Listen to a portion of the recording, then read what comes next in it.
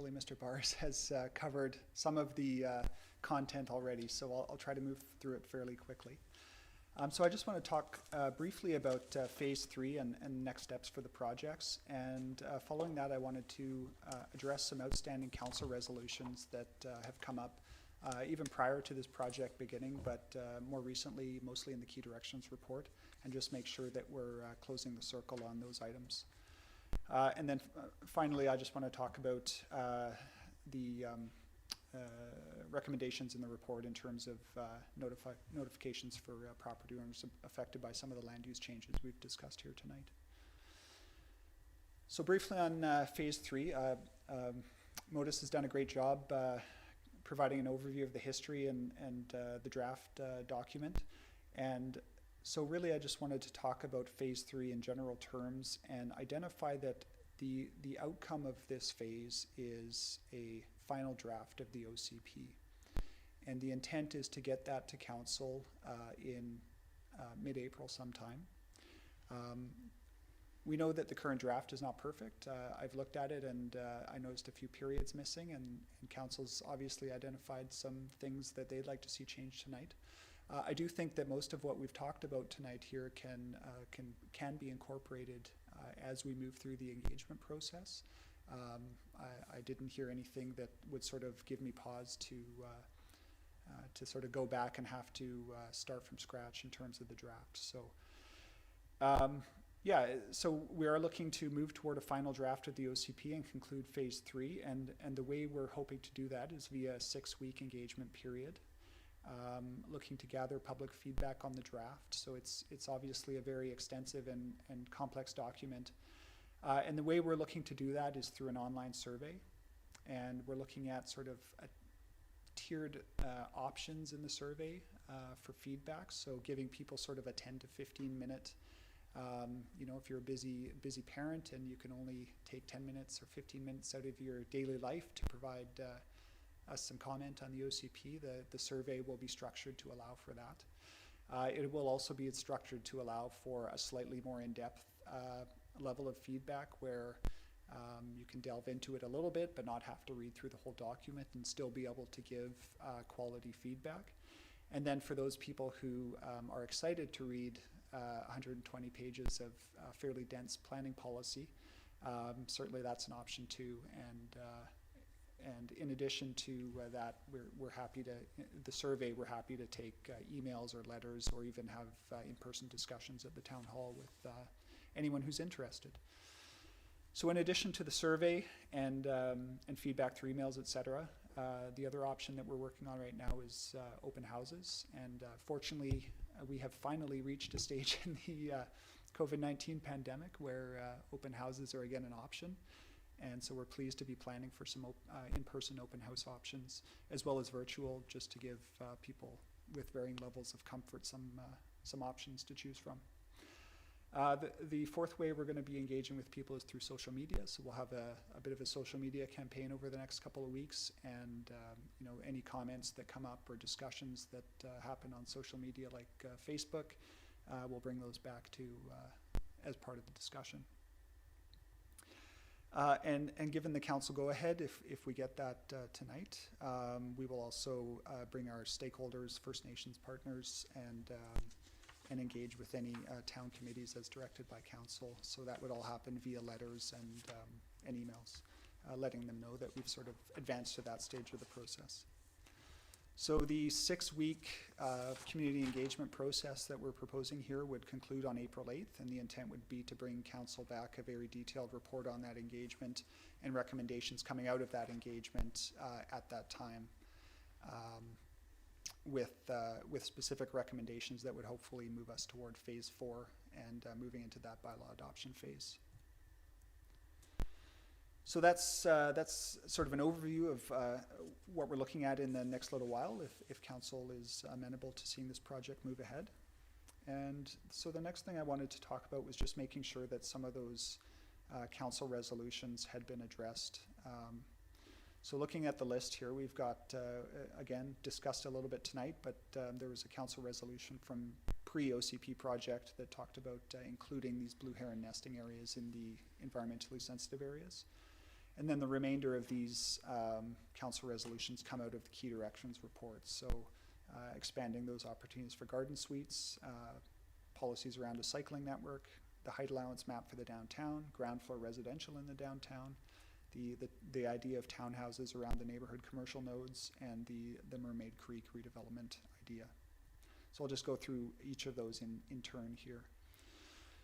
So this is a map of that northern part of the ESA, those ESA areas, showing in yellow dots there where the known either heron, or this includes eagles as well, nesting areas are.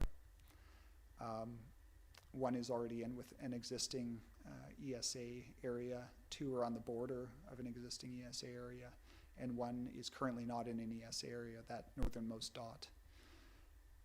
All of these areas have, as Councillor Wainwright referred to it, as a vestigial coastal Douglas fir tree stands, and those are the areas where herons either do nest or may nest in the future. So it's not just about where the nests are currently, but where they could be. So looking at that northern section of where Harbour Road and Albay Road sort of go around on the peninsula there, that whole area does have fairly dense coastal Douglas fir tree cover, and so moving toward designating that entire area as an environmentally sensitive area, I think makes sense to staff.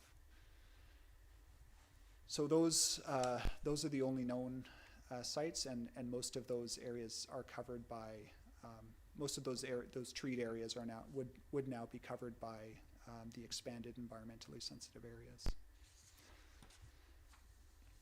The council resolution regarding suites, garden suites, and duplexes in the neighborhood residential areas. The way we've addressed that is through a specific purpose statement in the land use designation table in that section of the OCP. So that includes specific language around those uses. And then policies 4.3.12 and 4.3.5 talk a little bit more about infill development and different types of, again, court laneway housing is sort of the another word for detached secondary suites. So that policy is in there, and there are also some design guidelines around those uses as well, where they're included in a development permit area. In terms of the cycling network, again, a resolution or the key directions report.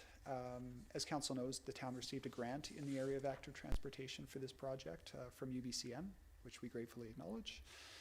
And there was a sub-consultant, Watt Consulting Group, who did quite a bit of work with us in identifying just high-level sort of network considerations for cycling, infrastructure options, and then developed a whole raft of policies around active transportation, which you can see on the screen here.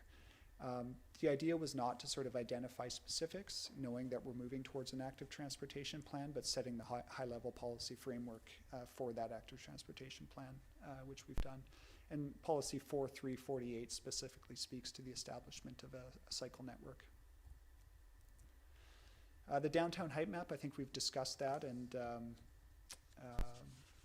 yeah, the idea just being that we're being very specific about what those heights are and the circumstances under which council might consider an increase. Ground floor residential in the downtown, again out of the key directions report.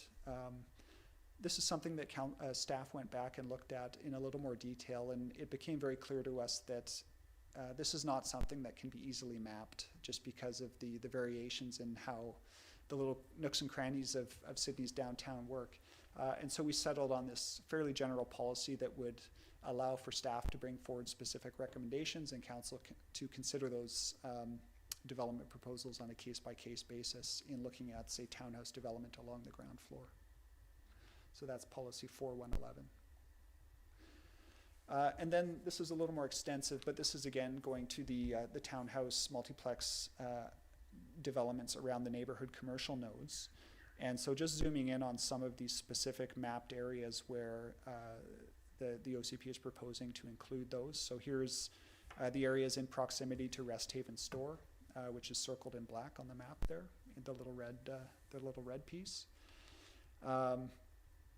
And the section over toward Melville Park there again, in an area that's already largely multifamily on the north side of Resthaven, and is developing out as multifamily on the south side of Resthaven, east of this designated area. So those deep lots and in the location in front of Melville Park did make sense to include in this. And it's also a short walk to the Resthaven store area and the Harbor Road businesses as well. Along Bower Bank, so the area here on the west side of Bower Bank is already, and has been for quite some time, designated as multi-unit residential, currently called multifamily residential in our existing OCP. And the idea here is creating a bit of a corridor, so designating that east side of Bower Bank as multi-unit residential and looking at some townhouse opportunities there. The black circled area on the west side of Bower Bank is the neighborhood commercial policy area that potentially, with some lot assembly, someone could look at maybe a small mixed-use development, again with a corner store or something like that. The large block to the north of that is East Shore Village, which is a fairly dense townhouse / multiplex development on Bower Bank. We've discussed this as well, specifically the idea about BOCOT potentially providing the impetus to widen out that section along Ray Creek. But two neighborhood commercial sites here. We've got Mary's Blue Moon Cafe to the north, circled in black, and the Clare Downey site to the south, circled in black. Specifically, I would say the Clare Downey site has some significant development opportunity associated with it. Summergate Village is there and is a fairly dense little neighborhood within walking distance.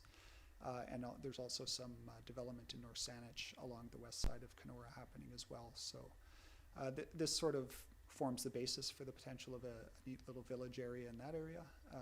And we've had some discussions with North Saanich too about what that could look like in the future. But this is sort of the basics of the start of that little kind of village idea.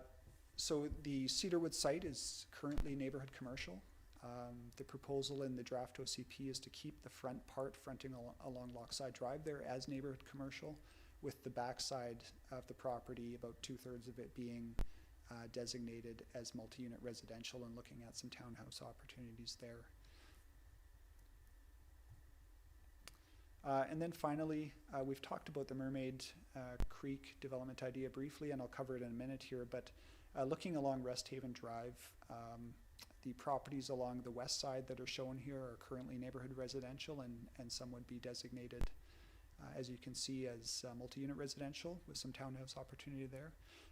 This specific area might be a better place for multiplex or maybe a smaller condo building like has happened to the south, just because there is a lot of opportunity here. There's more density in this general area. There's opportunity here, as is circled in black there, for a little more of an extensive neighborhood commercial area. But again, that would be something that council would determine through the zoning in the future. So turning to the Mermaid Creek redevelopment idea, just a quick, I showed this map to a colleague today and she said, I have no idea what that is. So I apologize if this has a very sort of planner-esque look to it. But the idea, so this little call out here is just showing how potentially a 4-lot land assembly at the corner of Malaview and 5th, that's southeast corner, sorry, the northwest corner of Malaview and 5th, the southeast corner of the box, could look like and could facilitate pulling the building away from the Mermaid Creek. Currently it's a piped area, but could potentially be a daylit area of the creek. So the 4-lot assembly would potentially become say a 3-story small apartment building. That area next to where the creek bed is could be pulled back, and a little bit of green space added there, a daylit creek. The lot to the north, 10165 that you can see there, currently has open channel creek running through it, and it continues along to the north a little bit more as well. So there's already sort of the potential to connect into an open channel area there. So that's just sort of an example of the way that a multifamily designation there and opening up the opportunity for a development that could pull the buildings back from the creek bed would work. And I just wanted to point out as well the new designations in the on the right-hand side, they're circled in red for a new sort of riparian, environmentally sensitive area. So those properties are all properties with either existing open channel creek for Mermaid Creek, or they're directly adjacent to a section of open channel, and the redevelopment of those properties could affect the open channel by increasing stormwater runoff or something like that. So that's the rationale behind designating those properties as ESA. Those are the ones where, especially that center 10165, there's a fairly natural and open channel creek area in the back of them, and there's something worth protecting there. And as hopefully redevelopment opportunities happen, you could see that either being expanded or if there is land dedication, you're looking at potentially, say, a municipal park or linear trail or something like that would help protect those areas. So that's the general idea with the Mermaid Creek redevelopment concept and the reason for that land use change in that area. Again, there's the Malaview and Rest Haven neighborhood commercial area there as well, so it's an area where there's already some existing density and services as well as transit, so it does make sense to change the land use in that area. And just one other multi-unit neighborhood residential to multi-unit residential land use change to touch on. It's actually not just neighborhood residential, it's neighborhood residential and neighborhood intensive residential at the south end of this collection of properties. But the idea here is specifically that we heard quite strongly in the engagement process that people would like to see the waterfront walkway extended. And one way to do that is to encourage redevelopment on those waterfront properties and pull the buildings back and free up room for a walkway. So that's what's being proposed here with these land use changes. They're all quite large lots. Most of them are single family that could be redeveloped. Some of them are very nice homes that may take quite a bit of time to redevelop, but it is the potential is there. And then bringing that waterfront walkway north to Rothsay and then back out to 3rd Street. From Rothsay north, that's where the new designated ESA, Marine Foreshore ESA properties would be. So there's sort of a change there. You're coming up from the downtown and you're walking past the marina, and there's a very sort of human element to the foreshore in that area already, and that would be extended slightly. And then as you go north of Rothsay, you'd be getting into that very natural area and looking at further protections along the marine foreshore.